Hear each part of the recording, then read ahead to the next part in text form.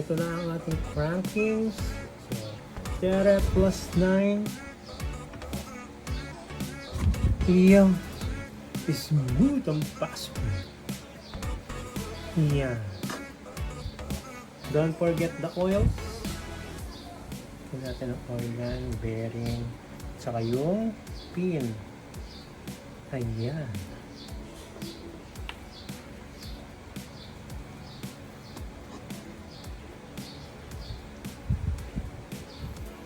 Pwede na isara kagad dyan. Kasi wala namang gear sa loob yan. Lalagyan lang natin ng pandikit, yung paligid. Okay na yan. Kaya na, ikapit na natin yung kabilang shell, yung stator. Sa stator, direct to DC yung wire niya. Tapos, bagong magneto. Kaya yung luma niyang magneto. Ayun. So, brand new na to. Yan, next natin. Kunin natin yung shoulder na ito. Kunin natin yung sukat ng piston kasi medyo lalabas to kasi parang medyo mas mahaba yung na to ng point something yung connecting rod ng TRF. Kailangan natin dyan pin double ng TMX dalawa. Tapos wala mo ng stock na base gasket. Sukat lang naman tayo ng deck height.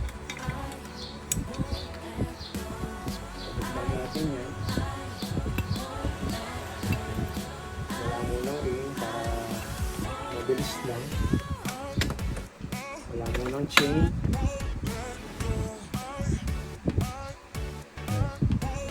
Check nyo yung piston. Ayan o, kata nyo yung labas. Sukatan natin yung labas na yan. Tingin ko mga 1mm din yan. Ito yung pinakamataas niya. Caliper lang. 1mm. 1mm lang yan. So next na gagawin natin yan, tatabasan natin yung ibabaw na yan, ayusin natin yung pocket kasi medyo kinamay yung pocket nya. So ayusin na natin yan. Yan. Then dilinisin natin yung block.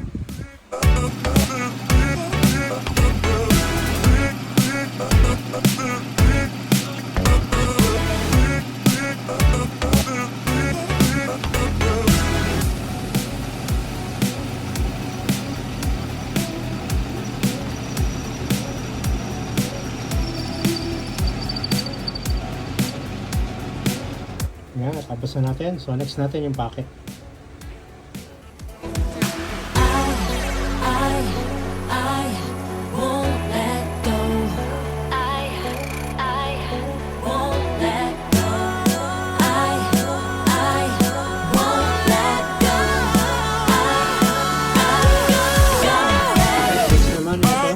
Yung same process lang yun sa lahat. Alright. Yun o, yan. Okay, tapos na.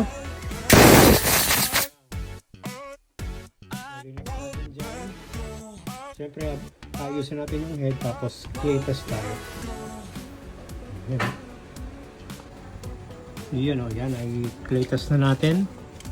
Ayan, malalim naman. Exhaust. Testing natin exhaust. Malalim. It's malaliming. Linisin na natin yung block. Linisin natin yung head natin. Yan o. Linisin na lang kasi may clay. Yan, sa bali yung rocker arm niya, yung dati pa rin yan. Yan. Tapos bagong cam. Tapos valve spring bago din. Yan. So yung auto sensor, hindi na natin kakabit yung narrow band. Kasi naka-ECU naman to. Yan, ito na natin piston. Yung block nalinis na natin yan. Talagang madumi na lang yung labas. Hindi ko na madali. So sa gasket natin 6mm. Then dalawang stock na matawag ito base gasket. Then kabit na natin yung base gasket. So bali yung kabit niyan isang stock.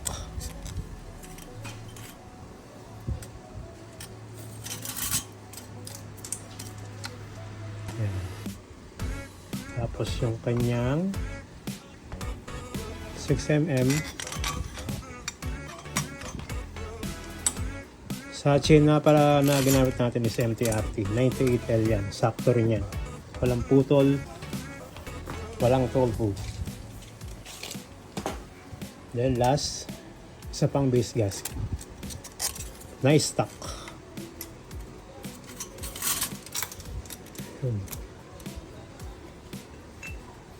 Then next natin yung piston. Kakabitan natin ng bagong ring. Ayan, bago yan. It's brand new 63mm.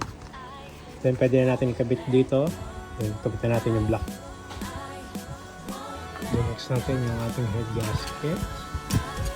Ayan.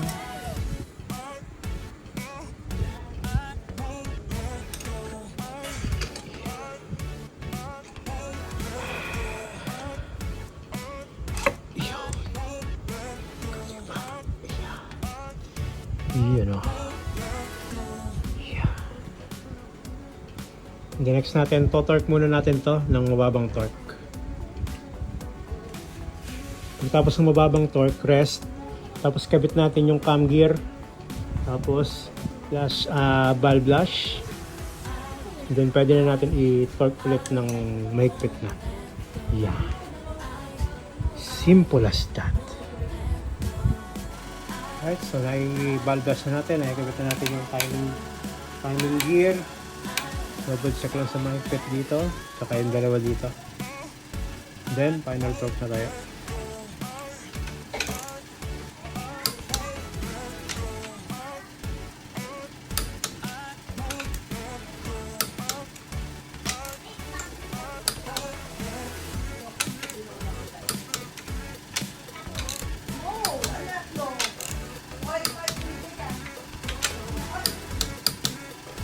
Right.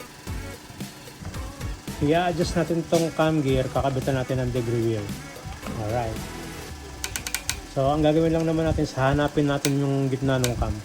Yun lang, hindi na tayo mag-advance, hindi na tayo mag-retard.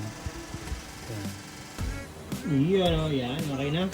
So, bali, okay na daw. Buo na sa panggid natin. Ito.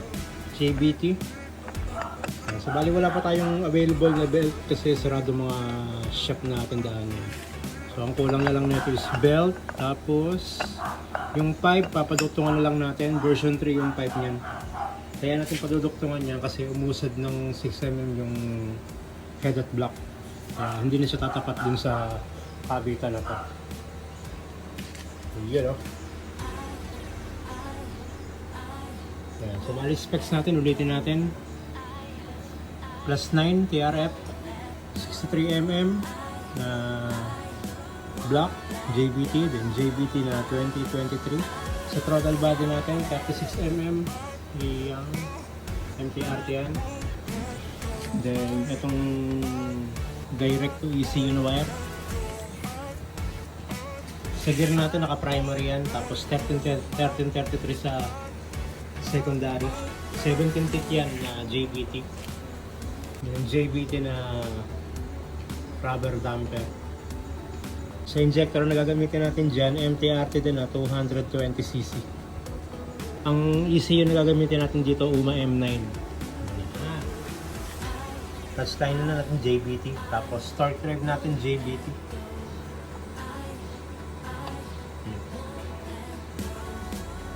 So, happy Good Friday sa ating lahat. Ayan, so the Friday is so very good.